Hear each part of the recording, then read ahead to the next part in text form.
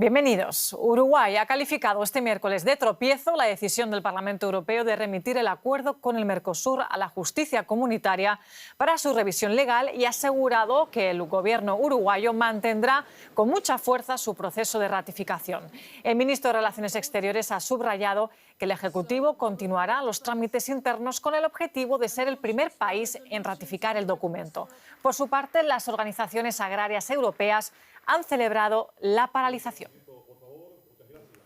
Ampliamos los detalles desde la Bolsa de Frankfurt con nuestro compañero José David Navarro. José, ¿han podido las presiones de los agricultores frente a esta puesta en marcha? Hola Belén, ¿qué tal? Sí, lo hemos visto con muchas manifestaciones en la calle. Hoy mismo, Belén, se manifestaban de nuevo en Estrasburgo antes de esa importante votación que comentabais. La principal organización que reúne a organizaciones agrícolas y cooperativas aquí en Europa celebra la decisión del Parlamento Europeo. Dice que muestra la división que existe aquí en Europa respecto a este acuerdo Unión Europea-Mercosur. Pero no solo, Belén, son la oposición o las oposiciones que hay desde el sector agrícola, también se junta con los intereses nacionales. Por ejemplo, lo veíamos con los partidos de extrema derecha, de extrema izquierda, y también, por supuesto, por Francia, por Polonia, por Irlanda, que son países donde el sector agrícola tiene un fuerte peso. Ahora, Belén, las asociaciones agrícolas, incluido también desde la parte política Francia, están advirtiendo contra los planes o intenciones que pueda tener la Comisión Europea de aplicar este acuerdo, aunque sea de forma provisional. Y José, ¿qué reacciones hay aquí en Alemania, un país que está entre los que más apoya este acuerdo? Podríamos decir, Belén, decepción era de esperar, porque Alemania es uno de los países que más interesado estaba en poder abrir nuevo mercado para sus autos, para su maquinaria. Hoy el canciller alemán, Friedrich Merz, decía que hay que aplicar este acuerdo de forma, aunque sea provisional. Se refería a no esperar a un año o dos, previsiblemente, a que el Tribunal de Justicia Europea se manifieste. Pero hemos visto también, Belén, críticas desde diferentes sectores industriales. Por ejemplo, la más esperada desde el sector automovilístico. La presidenta de la Asociación Alemana decía que era una decisión devastadora y dice que Europa se debilita a sí misma en un momento en el que tener socios internacionales fiables, dice la presidenta, es más urgente que nunca. José David Navarro, muchas gracias por este análisis. Y hablando de comercio, el presidente de Ecuador, Daniel Noboa, ha anunciado que impondrá aranceles del 30% a las importaciones colombianas. Noboa ha argumentado la falta de cooperación en la lucha contra el narcotráfico en la frontera. El arancel entrará en vigor el mes de febrero. Colombia es el principal socio comercial de Ecuador dentro de la comunidad andina, que incluye a Bolivia y Perú. Hasta ahora, Bogotá no ha indicado si tomará represalias. Seguimos a la región. Según datos del gobierno, Venezuela ha recibido 300 millones de dólares de una venta de petróleo hecha por Estados Unidos por valor de 500 millones de dólares. La presidenta encargada tras la captura de Maduro quiere utilizar el dinero para estabilizar el mercado de divisas. Los venezolanos esperan una rápida mejoría económica. Con los 300 millones de dólares obtenidos por la venta de petróleo, la presidenta interina Delcy Rodríguez promete no solo estabilizar el mercado de divisas, sino también reforzar el poder adquisitivo de los trabajadores. Esos recursos irán para cubrir y financiar el ingreso de nuestros trabajadores y de nuestras trabajadoras, proteger el poder adquisitivo de los trabajadores y las trabajadoras de Venezuela, protegerlo de la inflación, protegerlo del impacto negativo de los vaivenes en el mercado cambiario.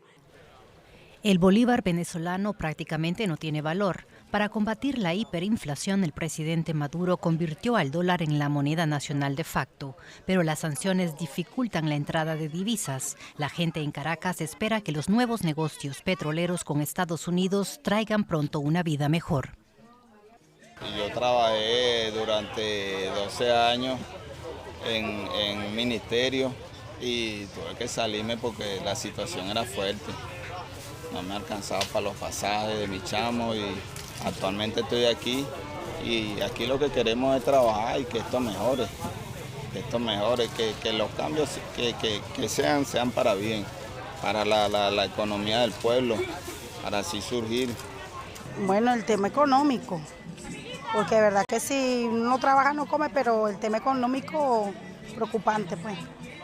porque de repente tú trabajas, pero lo que trabajas no te alcanzaba. Y el tema político también es algo que preocupa también, porque con todo esto que pasó, de verdad que eso fue una experiencia horrible. Pero esperemos que todo mejore, que sea para bien, pues. Eso es lo que se quiere, que sea para bien. Según oí el comentario que van a ajustar los sueldos. Vamos a ver, según los ajusten. Pero lo que pasa es que ajustan los sueldos, pero suben entonces las mercancías, las suben. Y quedamos casi en lo mismo, ¿verdad? Sí, en eso es lo que tiene que ponerle coto. Estados Unidos quiere controlar la venta del petróleo venezolano por tiempo indefinido. El petróleo se venderá a precio de mercado y una gran parte de los ingresos se destinará a Venezuela, afirma la Casa Blanca, pero el país dependería así de la buena voluntad de los Estados Unidos.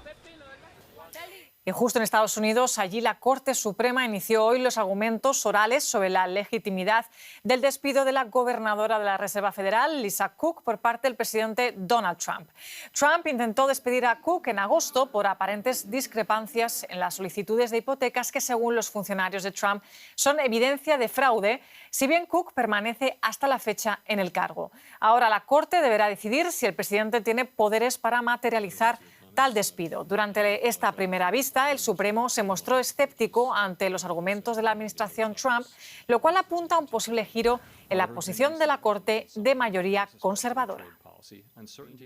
Pendientes de lo que decidan los jueces, Ana Nieto, Nueva York, los magistrados ahora tienen que tomar una decisión, pero ¿cómo han reaccionado durante la vista oral ante las argumentaciones de las partes?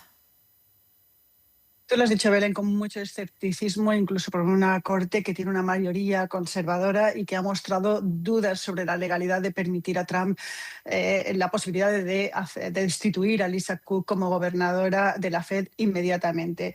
Lisa Cook está siendo investigada por el Departamento de Justicia, pero no hay cargos y la ley impide despidos si no hay una causa, algo que siempre se ha interpretado como un delito o una negligencia en el ejercicio del cargo. Cook, de hecho, niega los cargos.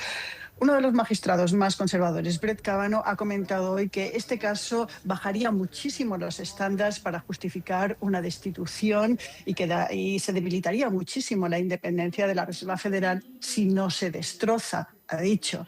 Kavanaugh ha explicado que además esto podría abrir la puerta a una constante rotación en el Consejo de la Reserva Federal según vaya cambiando los gobiernos, algo que no contempla el diseño de una institución que tiene como misión mirar a largo plazo para reafirmar las expectativas inflacionistas. Se espera una resolución rápida en el caso que mantenga a Cook en su puesto, pero es posible que el caso se mande a un tribunal inferior para que se dirima y se hagan las diligencias.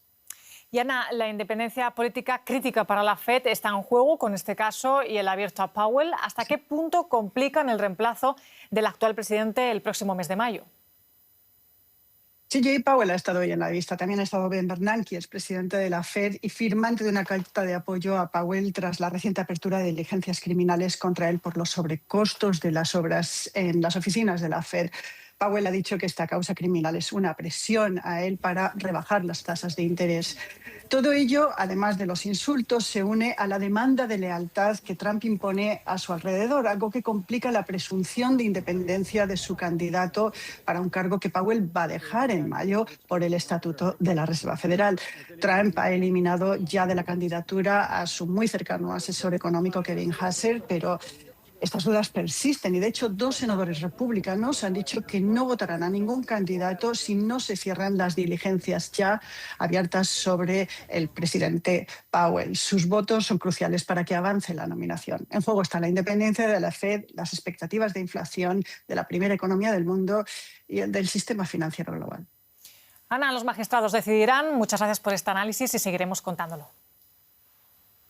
Y en Japón las protestas se extienden por todo el país mientras la eléctrica TEPCO vuelve a encender un reactor nuclear por primera vez desde Fukushima. La reactivación de dicha central se produce pese a la oposición de la mayoría de la población local. En Japón crecen las preocupaciones sobre la seguridad de la energía nuclear. Entre los manifestantes que se oponen a la reapertura de la central nuclear de Kashiwazaki-Kariwa, hay personas que perdieron sus hogares hace 15 años durante el desastre de Fukushima. Me aterra que personas que ya han sufrido daños mentales, físicos y económicos por el desastre nuclear de Fukushima puedan volver a enfrentarse al riesgo de otro accidente nuclear. El 11 de marzo de 2011, Japón fue sacudido por un potente terremoto y un tsunami. En algunas zonas, las olas alcanzaron casi los 40 metros de altura. El tsunami dañó varias centrales nucleares, especialmente la de Fukushima Daiichi.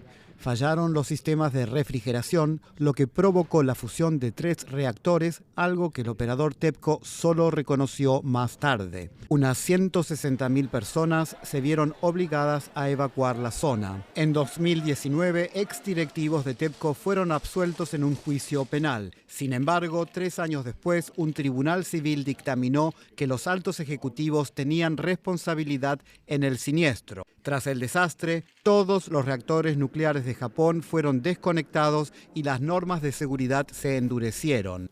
Desde entonces, en Japón han vuelto a operar 14 de los 33 reactores del país.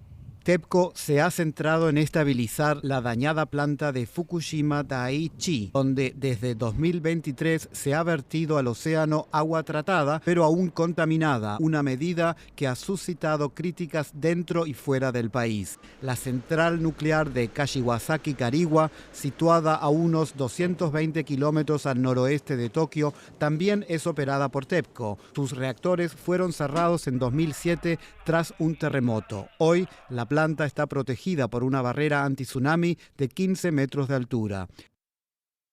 Punto final de este informativo económico, pero ya saben que pueden seguirnos en nuestras redes sociales. Gracias por estar ahí. Nos vemos en la próxima edición.